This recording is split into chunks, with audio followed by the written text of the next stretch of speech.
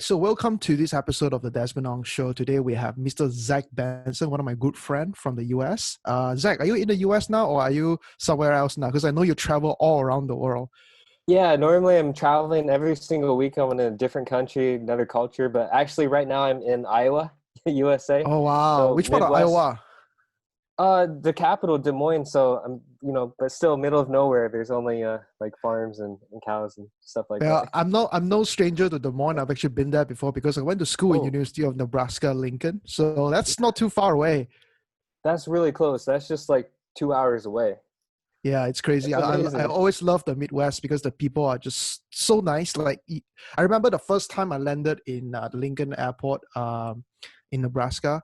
I had Yeah. two big suitcases with me, and I was pulling out my suitcases, and they were really heavy because I was literally moving my entire room into the US at the time.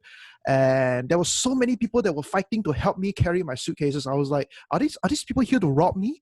Because in Kuala Yeah. Lumpur, Malaysia, or pretty much any big cities, if anyone offers to help you with a suitcase, they want to rob you. They want to take your suitcase and open it up and take out the valuables, right? That's what Yeah. the people in Midwest is, and that's how I feel about Zach. Let me just quickly introduce you a little bit, just so that people know who you are. Sure. Zach Benson is the CEO and founder of Assistagram. He's a forefront expert when it comes to Instagram, social media marketing.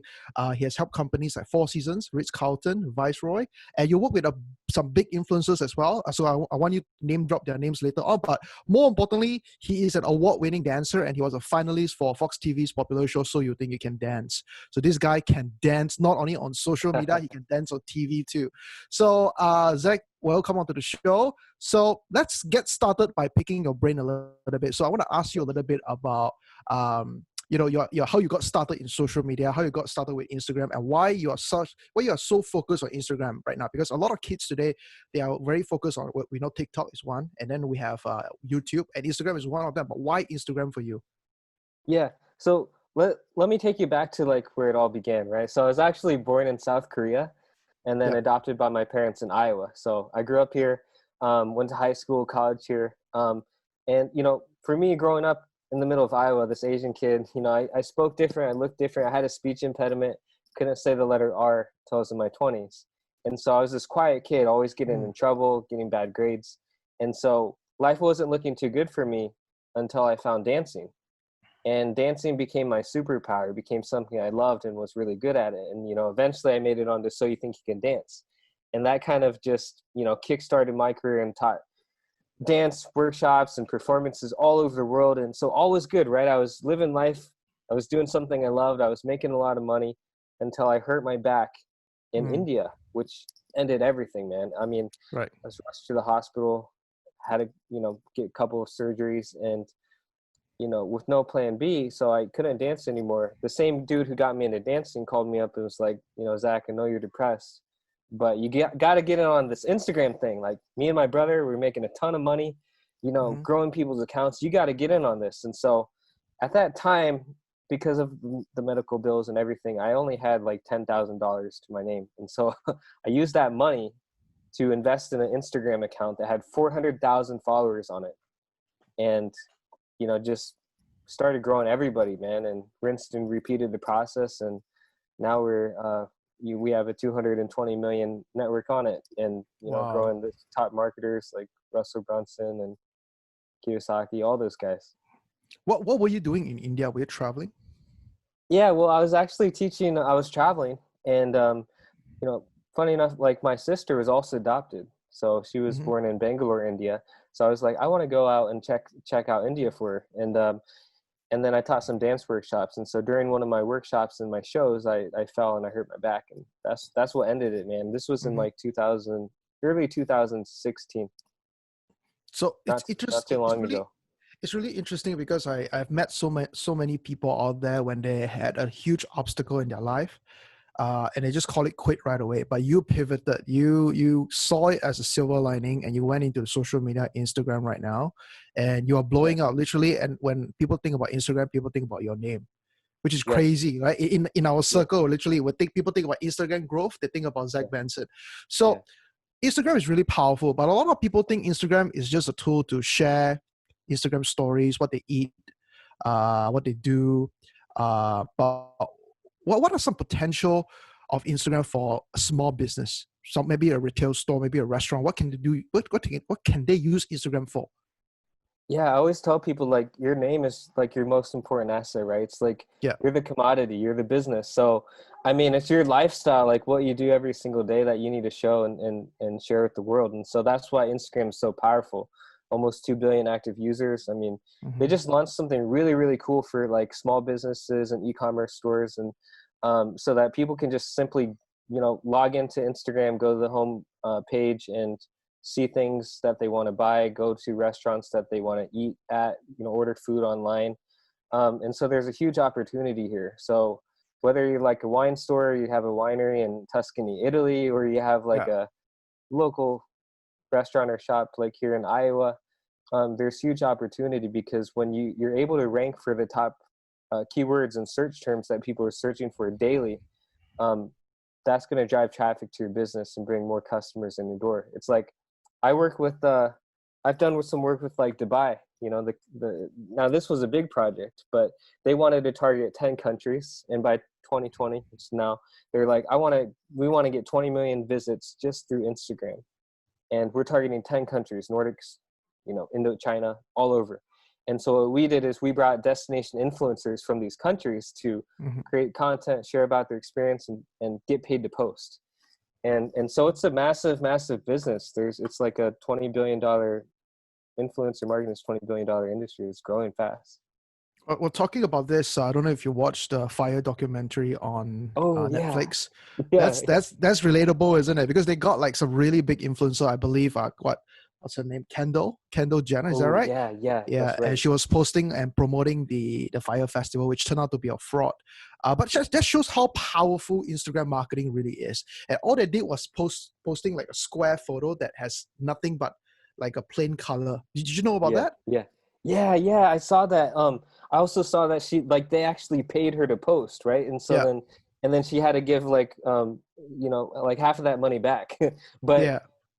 it's crazy, the Fire Festival, like, and then mega celebrities like The Rock and Conor McGregor, and man, it's like they partner up with like Under Armour, Reebok, and you know they sell out in hours. And now they're starting up their own products, their own whiskeys, their own tequilas, and Yeah, they're just crushing it.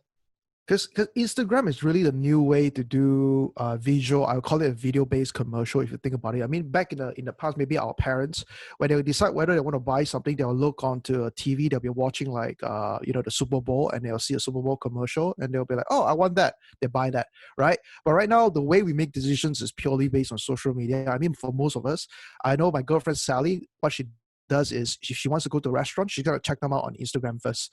When she want to go to a nail salon, she's gonna check them out on Instagram first. That's what most people do, and I think I do that. I do the same as well before I buy anything.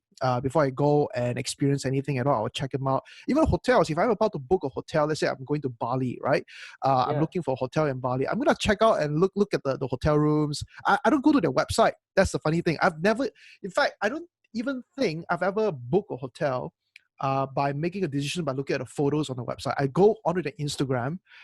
I look at what they post and other people's posts as well, and make a decision from there. I think Instagram is so powerful because of that right now, and I think most people are underestimating the power of Instagram because most people think, okay, when it comes to Instagram, we're only gonna run ad. I think it's quite Yes. important to actually build a channel as well. The way I use Instagram is also we use it to nurture our leads. We tell people that don't buy our products or prospects that haven't buy our products, we tell them, hey, follow me on Instagram, watch my Instagram story, see what I do on a daily basis. And one of the things that we notice and one of the things that we track is that they don't buy right away, but 2 to 3 months later, because they were watching our stories pretty much every single day, Yeah. the rapport was being built up. And 2 to 3 months later, they end up buying something from us. So I really believe that it's so important to cultivate relationship with your prospect through the power of Instagram story because it's become a new norm, right? But what's your thought about the new incoming TikTok situation? There's a lot of people doing TikTok challenges now. There's a lot of people getting on the TikTok now, and it's so easy to get your videos viral on TikTok, I guess, compared to Instagram. And a lot of people are moving from Instagram to TikTok as well. So what's your thought on TikTok right now? Yeah, I mean, I think it's a great platform. I mean, it's growing super, super fast, right? I'm actually on TikTok now too, so like I'm going on with all in on that. The content though is just a little bit different, right? You got to be Yeah, more like piquing people's interest and doing some crazy dances, yeah. or creating your own fun, and it's a little bit different than Instagram. So I think there's a huge opportunity there for like marketing and ads and TikTok influencers to blow up your business and Hmm. services. So I mean, I'm with it. We're investing in it, and we're doing it, and we're growing our own, starting our own courses and our own agency around it too. So Wow. So what yeah. are you guys doing on TikTok right now? Are you guys just putting up videos, and what do you guys do? I mean, from A to Z, just helping the clients like dial in a solid content strategy, teaching them the basics, teaching them how to do everything, from like the posts, the filters, all of that, how to edit, Hmm. and then we're also just you know duplicating our influencer network that was on Instagram to TikTok. So we're creating our own growth campaigns and competitions to grow people's TikToks. Okay. So yeah, so yeah, you can see me. Even though I hurt my back, Are a you still dancing on few years TikTok? ago. Yeah, I'm Yeah. getting back into it. I'm getting back into it. Yeah, I've never Pretty seen so cool. many people dance. It's crazy. I mean, think about it, Zach. Like maybe years ago, people would be dancing in a disco and a nightclub, and Yeah, now people are dancing on TikTok. I just thought it's crazy, like the things that are changing today. And TikTok is aggressively promoting their ad system and ad platform as well. I keep seeing them trying to get people to advertise on their platforms. I think TikTok is gonna be one of those things where, I wouldn't say it will replace Instagram. I think Instagram will be here for a long time. I think it's going to replace um, Snapchat first, because I yeah, feel like Snapchat is dying. If you think about it, you barely hear anything about Snapchat today, right? I think Snapchat yeah. is pretty much on a Like decline. Snapchat and Twitter, like they're kind of declining. I mean, still Yeah, people are active, on Twitter, but yeah, I mean, just both of those platforms, they kind of took a hit when right, right, Instagram rolled out stories and now yeah. TikTok.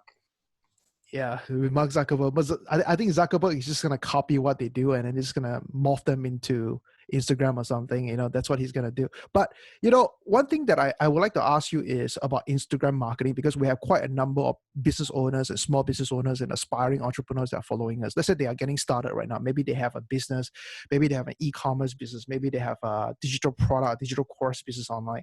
How can they start using Instagram to grow their business? Any ideas for aspiring entrepreneurs or new entrepreneurs at all? Would you recommend them to do paid advertising, buy followers, or what would you recommend them to do? Well, the quickest way to do anything I feel like in life is like to buy into people's programs. Like you kind of like buy your way in is really the quickest, right? Because Right. if you're able to like pay a big time influencer and give them money to promote one of your products, and then after that you can leverage and use that user generated content that they can create the buzz. Like, hey, we've worked with so and so, A-lister, she's got 10 million followers. Maybe it cost you couple $1,000 or so, but then you can use that to reach out to the micro influencers and basically have these micro people that have 10,000, 50,000, 100,000 followers promote your stuff for free. And Mm-hmm. you'd be surprised. It's still works today. It's like a lot of people just love free stuff, whether it's like free hotels. Like I've gotten over 700 nights at some of the world's best hotels in the past 3 years for me and my friends, just using Instagram and Wow. leveraging other people's accounts. And so you don't always have to own your own. Obviously, it's better to own your own Instagram asset and to have an awesome page that's just crushing it and going viral. But if you're first getting started, I'd recommend building relationships with other influencers and people in your niche and industry and paying them to promote, because then it's going to give you a head start and leverage that you can use to get your products in front of people for free. So Okay.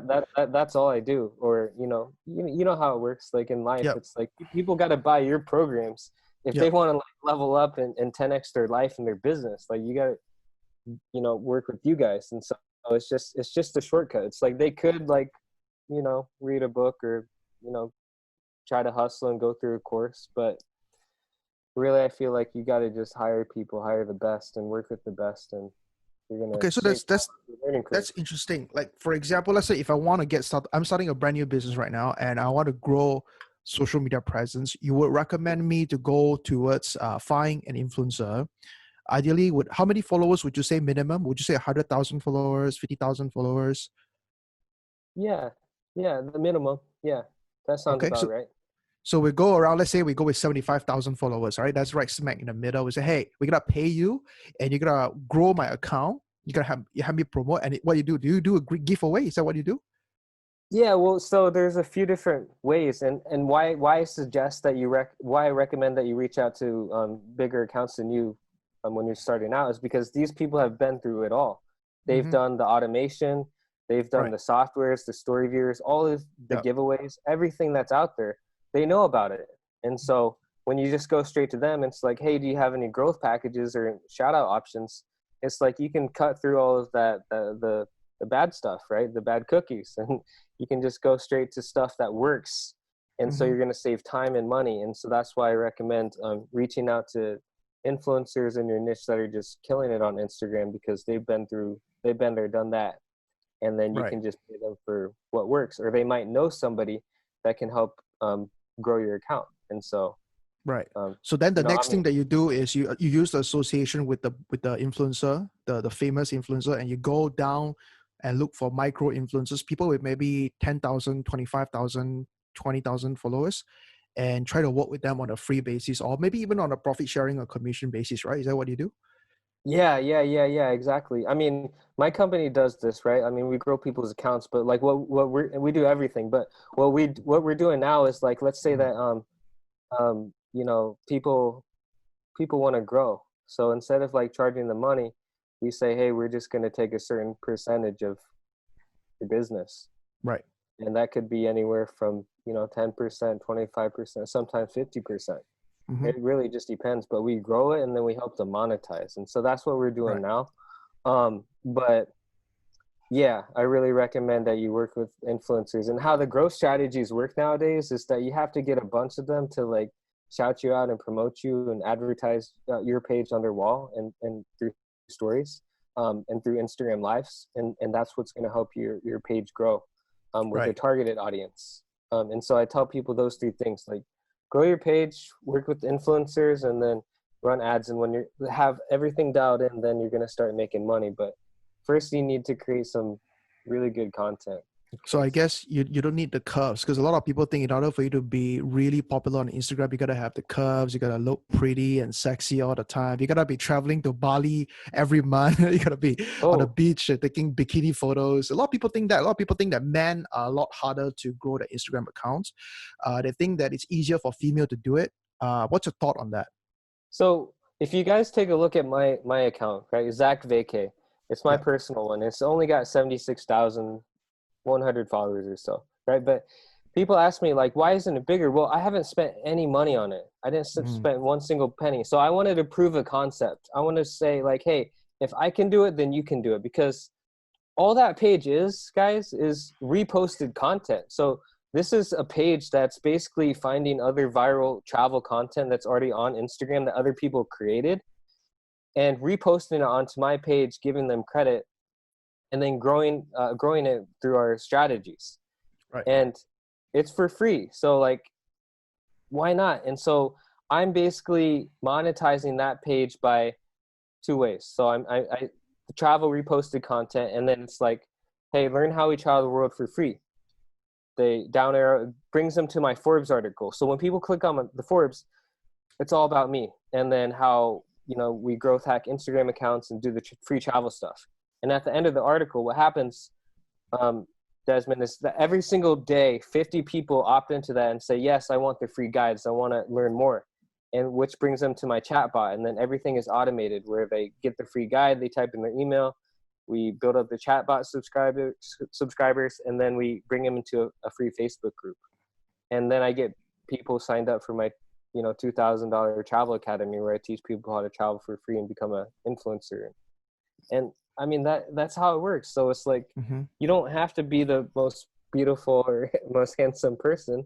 You Mm-hmm. can just start a repost page and start monetizing and doing affiliate deals Right. where So So that's really interesting because a lot of people think you have to be a content creator to consistently grow your Instagram account. And I like the fact that you're sharing the fact that, you know, what you do is you go out there and find great content and you put it onto your Instagram page, and you just give credit and it just grow by itself. And that's fantastic. So which leads me to me wanting to ask you this, because right now we are in a very much a social media age. There's a lot of people that are trying to, you know, display something. They want to be famous online, whether you like it or not. They want to have a lot of followers. And some people go into the path of, I call it the dark side, right? Like Star Wars, dark side. And some people decided that they wanted to use, you know, they like to attack basically anything. They like to be on the other side. Well, instead of complimenting, they like to attack. Some people call them haters, some people call them trolls.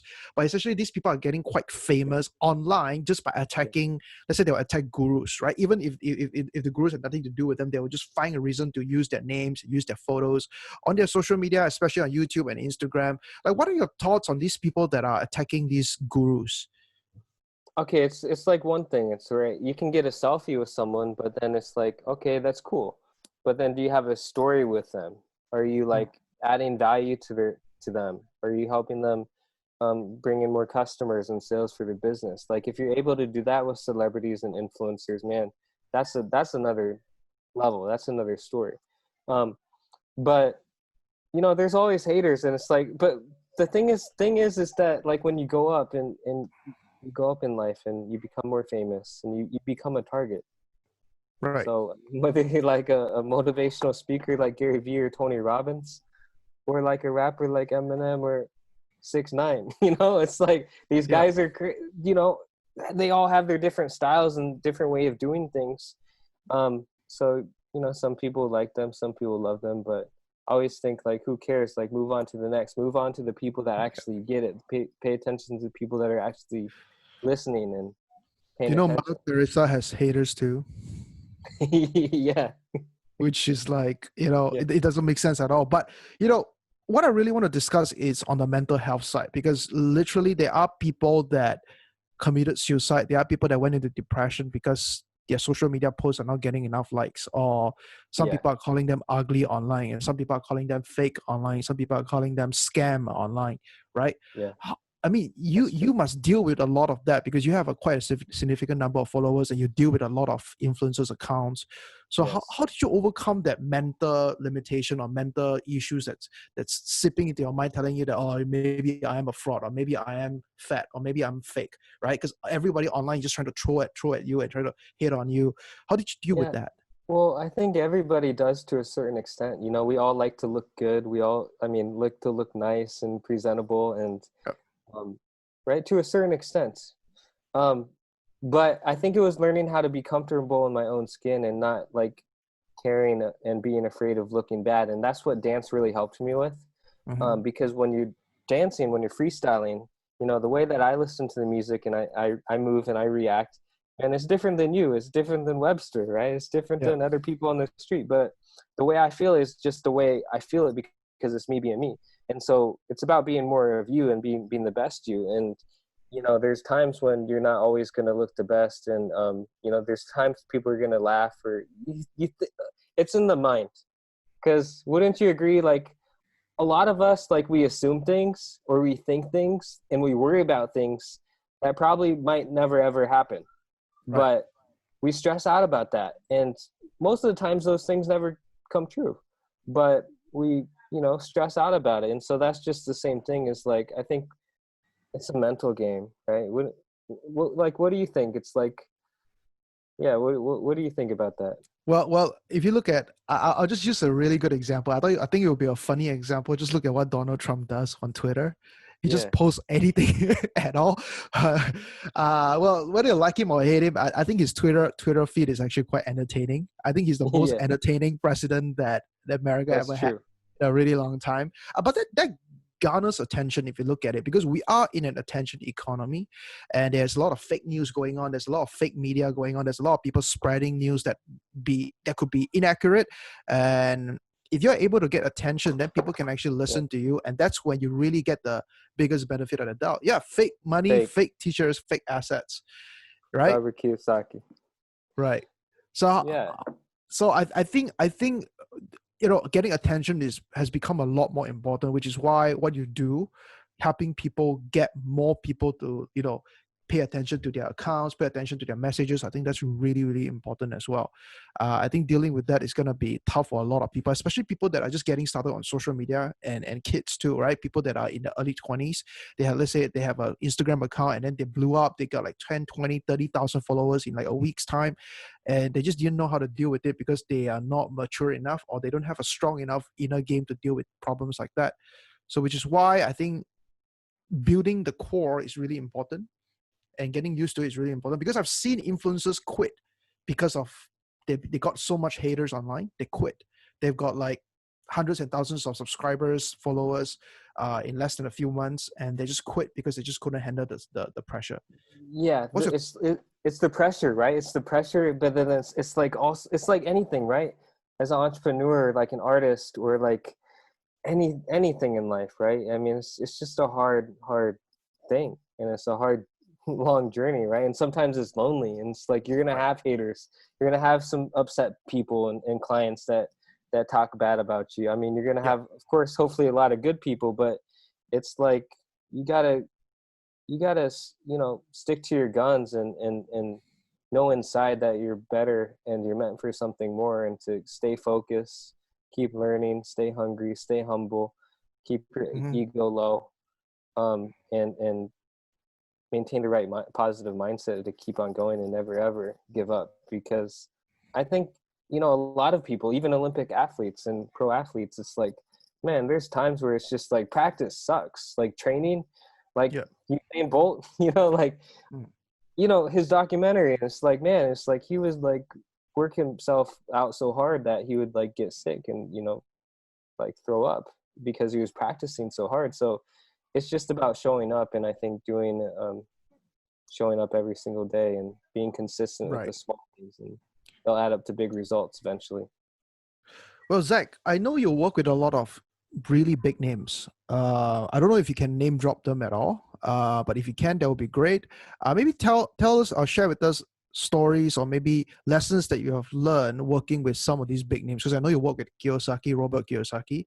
So that's going to be an interesting experience. I want to hear like what are the lessons that you learned from people like him, or if you have even bigger names, could you drop? So this was the book so I got the like one of the first copies, and then he signed it Look at that. at his at his office in Arizona. And it was always a dream of mine just to work with him, because he was a guy that I grew up reading all of his books and stuff. But I mean, he's sharp, and like all these guys are, and it's like you got to know your numbers. And so that's one of the biggest thing I learned from him, is you got to be quick on your feet and prepared for anything or for any question that somebody will toss at you. And so I learned real quick. It's like, okay, if somebody's going to say, hey, I want to launch a book, how much is it going to cost? Like, what are you going to do? I gotta confidently say like my numbers and say, we're going to do this, this, and that, and this is how much it's going to cost. And man, it's just, that. And then, we work with like Russell Brunson, one of the top marketers in the world, and grow his Instagram and work with his team. And we've been doing that for almost like a year and a half now. So working with a lot of people and continue to work with a lot of amazing celebrities, but yeah, can't name them all, but yeah, and I think it's they're famous for a reason. And it's which is interesting, because I want to ask you this, because I teach a lot of people how they can start their very own consulting business. Let's say they want to do Facebook ads for a small business owner, right? Yeah. And they'll go out there and they'll source these clients and they'll help them out. They'll create their own agency. And one of the biggest complaints that I often get from my mentees and my students is that, oh, Desmond, my clients are being difficult with me. My clients are trying to get a bargain from me. What do I do, right? How did you deal with a situation like that? Let's say a bad client. How did you deal with a bad client? Well, so the thing is that everybody likes a good deal, and a lot of people like things for free. And so I always think about how I can make people feel loved and respected by giving them what they want. Now, maybe when I do a pitch, it's like, hey, I do this, you might need that and this, the combo package, the whole works. But maybe they really just want to start with one thing. So then I just give them, what I've learned is just to give them that, start small, and build up. But let's say like a bad client, right, where something just went wrong. The thing is that I'd rather do whatever's in my power to make it right for that person, whether that's going to cost me money, give them a refund, and then over deliver and surprise them with some extra goodies, than have them then cut it quits and have them say bad things about me and my company, right? So Mm-hmm.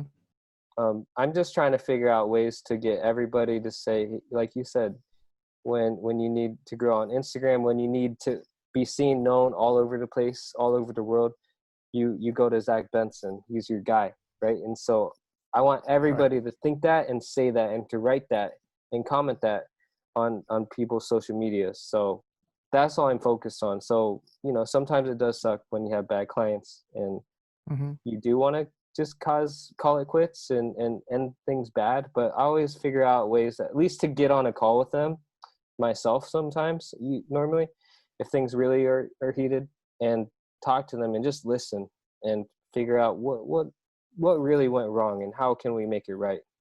And once they feel listened to and understood, then they cool down usually, and we can figure out a solution. Right. So we're working together to come to a solution. I like that. I like that. So talking about this, like, would you recommend people to start an agency at this time right now, this year? If they're thinking about starting an agency, it could be Instagram, could be YouTube, could be Google, could be, you know, it could even be a tax consulting agency, right? Do you think this is a good time to start right now with so many small businesses contracting and they're not doing that well right now? I think, like, man, I always think that there's always opportunity, right? If you Mm-hmm. go all in and you learn from the best and you surround yourself with the best and you Yeah. buy the right programs, like, pretty much you just learn it and you do it. So even now there's still a lot of opportunity here. Like, Oh yeah. if you go about it doing it the right way and building up a brand and a name for yourself Yeah. by, yeah, maybe like right now you won't be able to get paid like your ideal amount, but do some work for free, or, you know, have the client pay the hard costs, build up like 5, 6, 12 testimonials or so, Yeah. and then start charging premium prices a little bit later. Like, I feel like, man, anybody could just run with that. You take a course, you build up your brand a little bit, you do some work for free, and then you get paid what you want to, you know, down the I road. couldn't agree more. I couldn't agree more. One of the things that I'm recommending a lot of people who are getting started right now is to just go out to business owners that are not online, because there are a lot of them, right? Mhm. And help them establish an online presence. Opening an Instagram account is free. Takes you Yeah. what, a couple of minutes. Opening a Facebook page is free. Takes you what, a couple of minutes, right? Designing a photo, designing like a banner takes you a few more minutes on Canva, on Photoshop, whatever it is.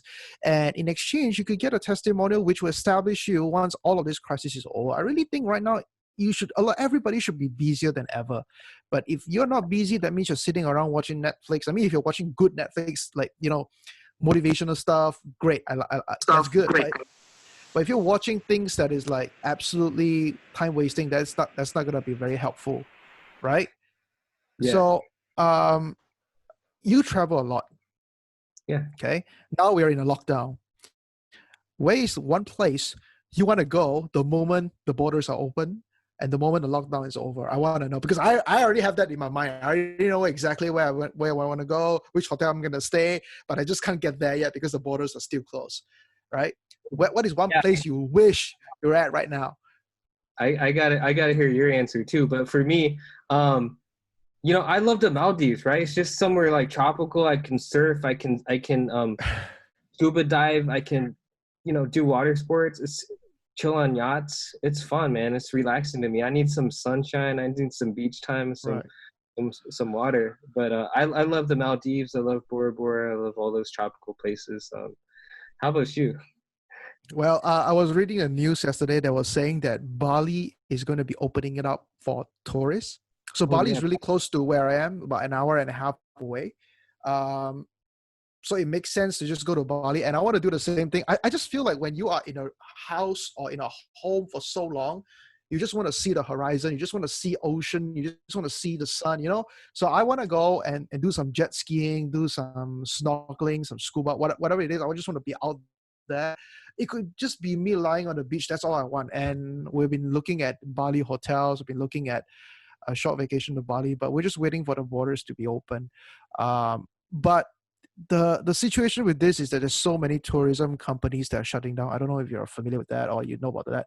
A lot of hotels in Malaysia, there is one hotel closing down every day, pretty much, which is just really, really upsetting because the whole entire industry is getting wiped out. So hopefully we see a recovery very, very soon. Hopefully, things are back to normal as quickly as possible, because I think, I don't know about you, do you feel really constrained because you travel a lot and I travel a lot too? I felt like usually at this time I'm going to be in the airport, right? Yeah. Yeah. Well, so yeah, I mean, I'm stuck here in Iowa, right, middle of nowhere, man. I was like, I have the travel bug, It's like I'm so excited once things open up and we can start traveling again. And one of the things that I'm trying to do is, because so many hotels are hurting right now and having hard times. Like, what we're trying to do is just simply do free work for them, like give them free shout outs on some of our big travel pages, like luxury hotels, and give them free hashtags and free growth. And it's cool to like be able to like pay them back now, because a lot of them are saying like, wow, Zach, it's like, normally I only get hit up when people want something from me and want to stay at my hotel for free, but it's really refreshing to see how like you're actually like reaching out to us during these hard times. Like, anytime you want to come in the future with you and your friends, like, we got you, like, so let me know when you go to Bali, man. We got the hookups. Oh, I love to. I love to. So I want to end this podcast by asking you a question that has nothing to do with marketing, nothing to do with business. I want to talk about your experience on a TV show, So You Think You Can Dance. How did you get on there? Why did you decide to participate? And what was it like dancing in front of so many people, in front of like is a national audience? Maybe you want to share your experience a little bit about that, because some people, they want to get on TV, but they want to know what the feeling is like. They want to know the experience. Yeah. Well, so I auditioned 3 times, and each time in LA, the biggest city. So everybody who didn't like make it in Chicago or Atlanta or Milwaukee, they came back to LA and they tried out again. So really big competition. And I remember when I first tried out, man, I waited in line for like 15 hours in the street in the cold overnight. They opened the doors in the morning. Everybody rushed in. And again, you waited for like 6 hours before you finally danced. And so it was a lot of waiting. Like, you don't see that on the TV show. But the first 2 rounds are freestyle rounds. So it's like they choose a song, you dance to it, and then, they call you up and say, hey, you two come up, like the rest of you go home. And so it's really scary. And then also being on the stage with the live judges and the lights and the cameras coming in and out of your face, like 5 of them. You don't know where to look. It's kind of like you get blinded by the spotlight, man. It's just, it's crazy, but it's, I like that adrenaline. I like that spotlight, because that's when I'm usually clutch and I execute and, I shine. But at times, in the beginning it was scary. Wow. It's worth it. Well, when was this? Was this many years ago or was it recently? Yeah, this was like this was like 2010, 2011. This was like 9 years ago. Right. So any special lesson that you learned out of this experience? Because I know a lot of people that I met that went on reality TV shows before, they always tell me that the experiences is different and they always get a lot of life lessons out of it. So I'm just wondering if you got any life lessons out of your experience doing this. I didn't win the show or anything, but basically one executive producer said, Zach, you just don't have what it takes to go all the way and win it. But and so I stopped after that. I stopped auditioning and stopped trying out. But then the other executive producer was like, Zach, don't put your eggs all in one basket. Like, go out and make a name for yourselves. Like you gotta like go out and contact Nestle and Nesquik and build a brand. And you're really good at breakdancing, so why don't you go out and teach that all around the world? And so what I learned from that is just to basically, if you don't win it all, it's not the end of the world. There's other things that you can do. There's other things that you can try, and there's other ways to make a living. And so even though I didn't win, even though I wasn't the best breakdancer, I figured out a way to make 6 figures, $1,000 an hour, just teaching breakdance to mom and pop dance studios, you know, recreational studios all around Iowa, Nebraska, Midwest. And you know, that's what I learned. And you know, I also learned like indirectly just from all the other contestants and the champions that I saw them audition several times. Like when I was younger, you know, season one, I was like, oh, well, they didn't make it that season. Then they didn't make it that next season. They kept trying out. And so that's really what I learned out. I was like, okay, well, this game of life is like that. You just got to keep trying and trying and trying and trying. And, you know, eventually you'll, you know, improve and maybe even make it. I think the keyword is really determination. A lot of people just give up way too early, give up too fast. And when they encounter one roadblock, they just, you know, they just retreat. And that's not a good thing for everybody, right? That's not a good thing for themselves. When you're trying something new, maybe just give it a try and keep going until you get to a point where you feel satisfied that you tried your best. I think most people today, they just don't try their best. That's an issue that I personally take it quite personally, because I feel like a lot more people have potentials to be a lot better version of themselves, but they just don't try because of laziness, because of, you know, fear of success, fear of failure. We talk about that a lot. Well, Zach, it's been a pleasure having you on the show. Thank you so much for sharing so much tips tonight. And it's amazing to hear a combination of an Instagram marketer and a dancer from Iowa. That's going to be a little bit weird for me to digest that, right? But we are technically some sort of Asian Midwest brothers, being from, you know, living in Nebraska for 4.5 years in Des Moines, right? So we know what's it like. We have the Huskers in I don't know what's the Des Moines team anymore, but it's big. It's big. I love it. Iowa is one of my favorite states as well. Underrated. The Midwest is a really underrated place in America. So with that said, thank you so much, Zach, for coming on. Appreciate it. How can people follow you? You got an Instagram account, right? Zach Vacay, is that right? Yeah, Zach Vacay is my personal luxury hotels, is one of our hotels. I won't list them all. We got a ton, but connect with me there. Right. I'd love to hear your story. I'd love to support you guys in any way. Our Instagram site is assistagram.us. That's our site. So if you need help with that, hit us up. But yeah, I would love to connect with you guys. It's always cool connecting with them, you know, fellow Asians and from all over the world, which is all over the world, you know. So thanks for having me. It's been fun. Thank you so much, Zach.